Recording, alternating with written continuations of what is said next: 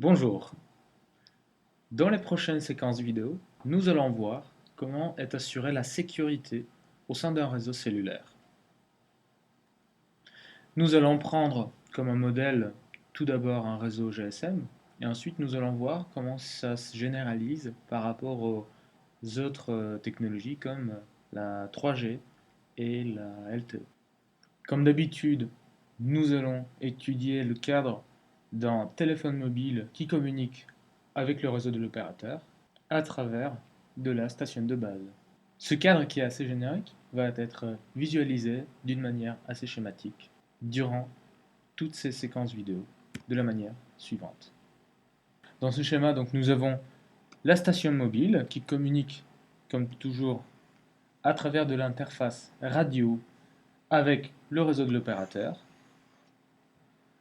qui contient le BTS, le BSC, le MSC-VLR. Et donc sur ces liens, nous avons des données et de la signalisation.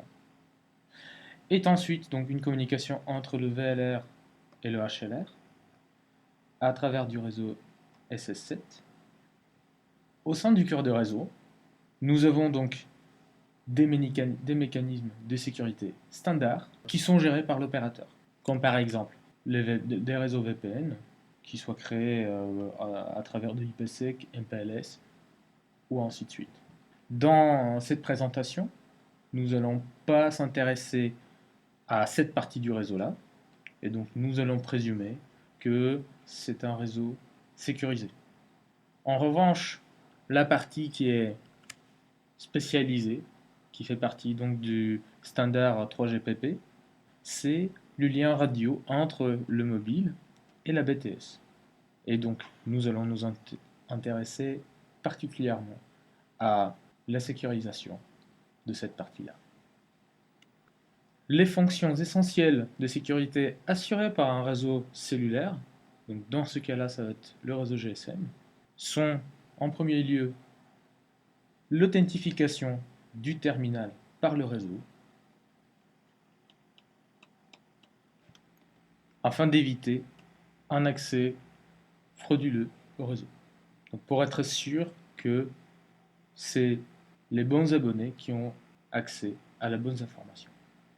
Une deuxième fonction essentielle, c'est le chiffrement des données, qu'il s'agit des données utilisateurs ou des données de signalisation, afin de garantir la confidentialité des données transmises. La troisième fonction de sécurité est l'allocation dynamique d'une identité temporaire. Cette identité temporaire est transmise en mode chiffré, et donc elle est protégée. Et elle est utilisée pour garantir la confidentialité de l'identité de l'utilisateur. On va voir par la suite quelles peuvent être les conséquences si l'identité d'un utilisateur n'est pas protégée avec ce mécanisme-là.